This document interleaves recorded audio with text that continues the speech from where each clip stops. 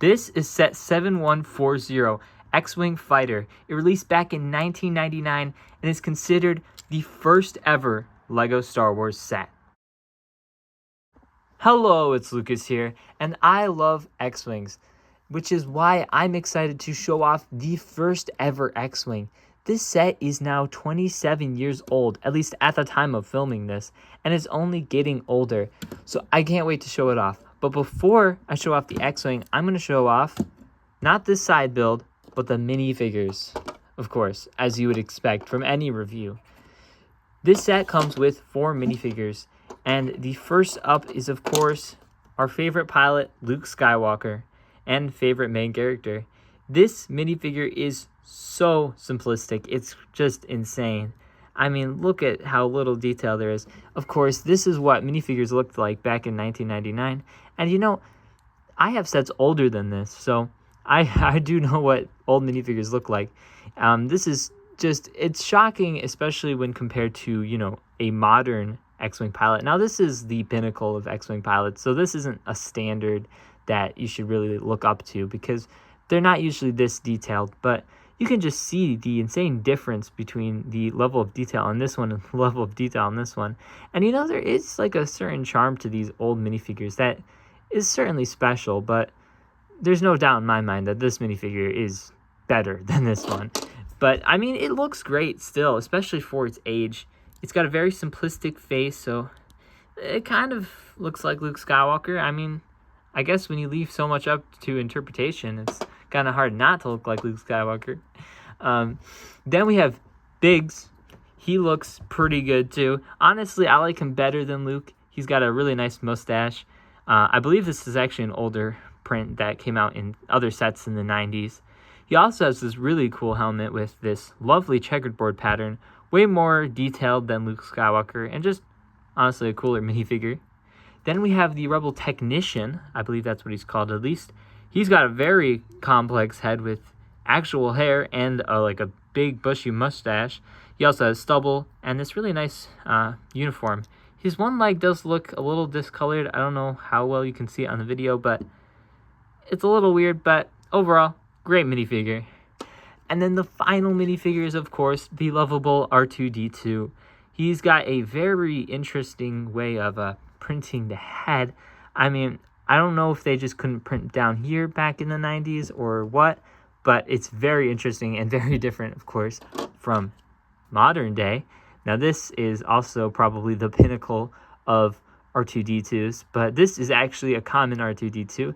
He does have back printing too, which they didn't have up until like at least like 2020. I don't know when they actually introduced back printing, maybe like 2022 or 2023, but that's certainly a very new minifigure.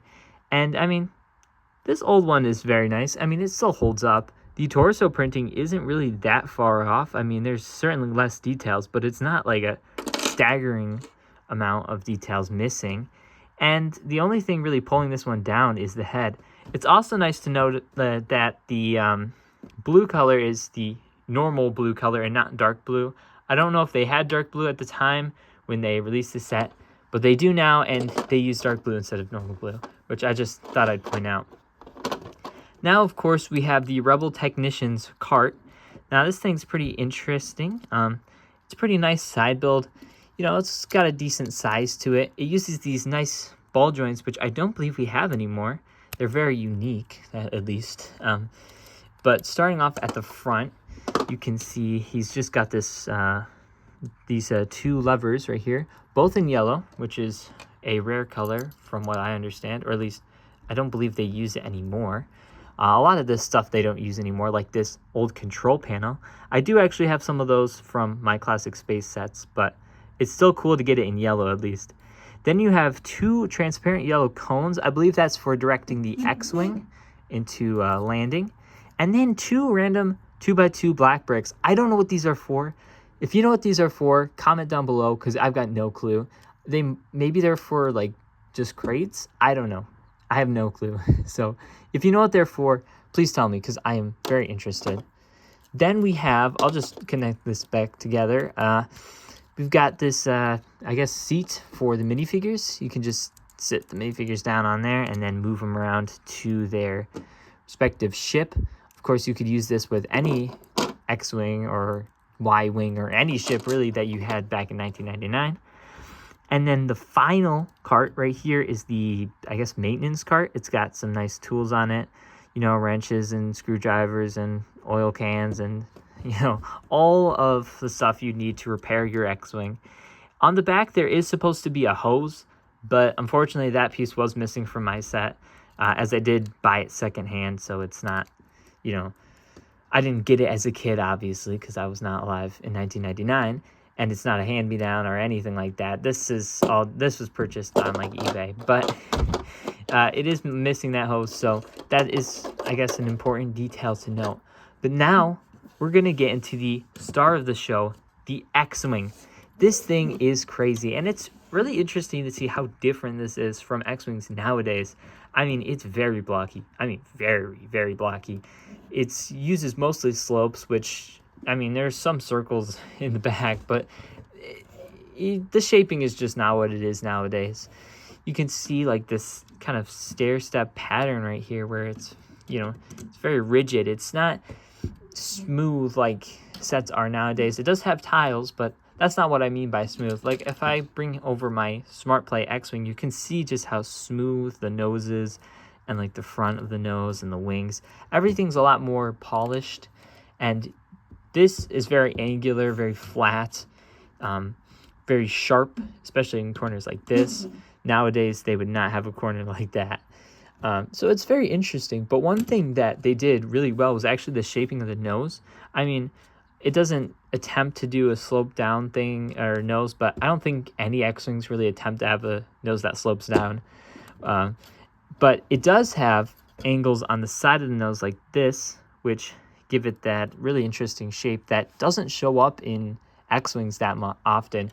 They've recently tried doing it in their most recent 2 X-Wings, so there is that, but it generally isn't something you see very often in X-Wing sets. So it's cool to see that they did that back in 1999, and that's something that they've largely missed up until recently. So that's cool. I mean, it's missing on my SmartPlay X-Wing, that's for sure, mostly because I didn't have the side, like it didn't have the space to fit that feature. But you know, I just think it's really interesting. In the front of the nose, you can see there's a little compartment. You can store stuff in it. You can store the lightsaber with chrome hilt in the front, which I didn't show off in the minifigure section. And also, I'm not putting in the hands of these minifigures because if you know anything about Lego Chrome, the reason they stopped making it is because it chips off way too easily, especially when you put it in minifigure hands. So it's really cool to have one in this good of condition, and I don't want to ruin it now by putting it in the hands of minifigures or stuffing it in the front of the nose of an X-Wing. So I'm not going to mess around with that too much, but there it is for all of you who are wondering where that was. Moving further back, you can see the cockpit. Now this cockpit, I believe, was new back when this set came out, and I mean, I think it's still used today. It's really nice though. It's a nice, good cockpit piece. But on the inside, I didn't mean to take this off. It just came off with it. On the inside, you can see it's got 3 control panels, very simplistic, and this really nice trench run design on this slope here, which we don't really get specialized control panels anymore for X-Wings, which we kind of used to get for most of them up until like 2018. So it's kind of sad to see that go.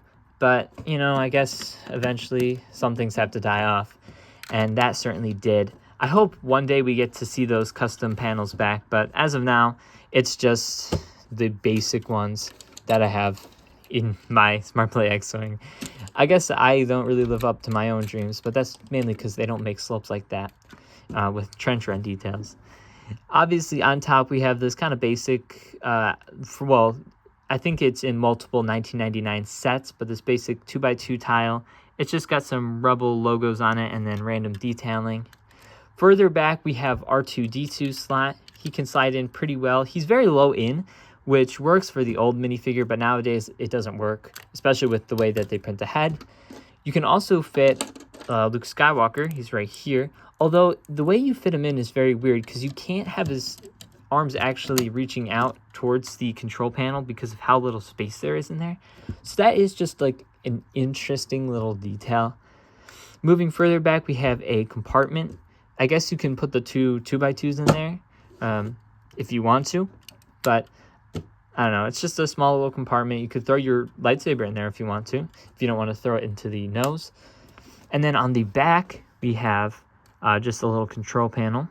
And this, I mean, the back just looks very weird. It's got like a strange cavity. This was 1999 though, so you can't expect too much from it. Now onto the wings. You can see the wings are very simplistic. There was no printing or tiles or anything on the inside of the engine to get any of that detail.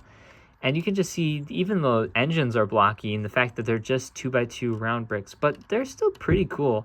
I mean, they get the job done.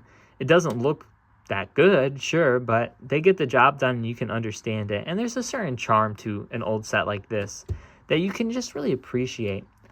Moving further, you've got these slopes, which are kind of offset, which is weird, but it's fine. It's an older set, all right? Let's cut some slack. You can see here is the tile with the red lines for, of course, Red 5.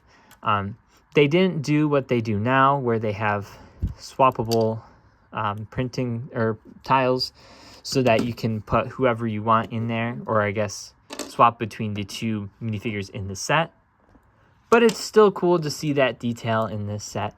I mean, I guess it's no different than it is nowadays. Well, I guess it is different, especially different than this Smart Play X-Wing. I keep pulling that over because that's the only like official, well, semi-official X-Wing that I have built currently. You can see more red detailing here, and then these really interesting gun pieces. They're very simplistic, as is everything in this set, which I think is just kind of a cool fact about these sets. It's just, or detail I should say about these sets, it's just that a lot of these pieces are very simplistic, and yet it gets the job done and it looks like an X-Wing. And I think that's really cool that they were able to make an X-Wing that looks like an X-Wing with very simplistic parts, and just overall not as many parts as we have nowadays. So they got the job done. I'll just say it like that. It definitely doesn't look as good as modern X-Wings, but it looks like an X-Wing, and that's all I can ask for, especially for a set from 1999. An interesting fact, too, with the wings is that the bottom wings actually have the studs facing upwards, unlike modern X-Wings, which have them facing downwards to get that detail on the underside of the wing, which is just a nice, like, neat little fact. I mean, I certainly wish it was the other way around, but they hadn't figured that out by 1999. Clearly. I don't know when they first figured that out. I think it was like probably 2006, maybe? I'm not sure. But they didn't figure it out yet. And also you can see that the wings are all on ratcheted hinges rather than what we have nowadays with the either with the push button or with the whatever they're called, the rubber bands. Rubber bands, that's what I was thinking of. Now, my Smart Play X-Wing does have the hinges too, but that's far from the point. Anyway, that's the whole X-Wing. Once again, I can show you the wings unfolding so you can fly it around. It looks pretty nice in that position. Also, the landing gear doesn't actually come off. Well, it doesn't fold up, I should say, properly, unless you just pull it all off. And so that is another downside of the time. But it's not that bad. You kind of get used to it. And it's not like it's hard to figure out where to put the landing gear back once you take it off. It's pretty simple, so I guess it's not too bad. But then you have to find a place to throw it, and it's a little messy. But hey, you know, what more can you ask for? I mean, this set is really a staple of LEGO Star Wars. It's an icon in the LEGO Star Wars community from at least what I've seen. You know, it's got so much history behind it. It's considered one of the first, or maybe even the first, LEGO Star Wars set. So, I mean, technically it isn't because it released in a wave, but people like to call it that. So it's special, and I love X-Wing, so of course it's a very special model for me. It's very different, you know, in comparison to modern standards, but, you know, who cares? It's still a great set nonetheless. And I hope you enjoyed this video. If you did, make sure to like, subscribe, comment what you thought about the X-Wing, because I think it's pretty good, even though it's 27 years old. And I'll see you guys in the next one. Goodbye.